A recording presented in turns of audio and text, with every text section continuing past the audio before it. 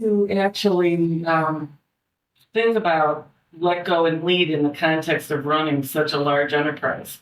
Well, let me be very, very honest. It was never in my career path to be a dean.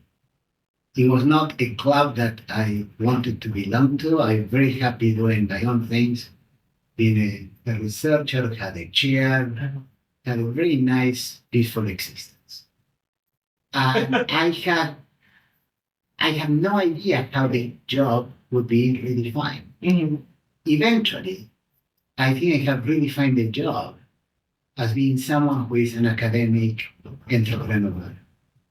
It's like the director of an orchestra. You have fantastic players, and you have to organize them. You may see something that the other people don't see. You put the pieces, you create something, you create like little companies. But in some cases, at the beginning, it may well be that you're in front, but at some point, if what you're doing is going to be successful, you have to put yourself behind. I think someone else said this. It's like being a shepherd. You don't lead from the front, you are in the back. And if you don't put yourself in the back, then what you are doing is not going to be successful because it requires you always be putting energy to make this go. But if something is going to exist before you cease to be there, you have to kind of put yourself in the back.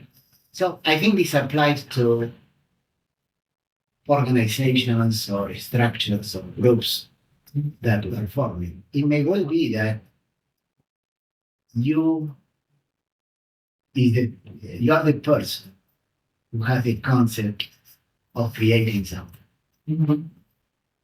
It's absolutely essential that at some point you detach yourself from that and you stay in the background and you have other people leading it. Because if you constantly have to be pumping energy for something to exist and depends completely on you, then by definition you have failed.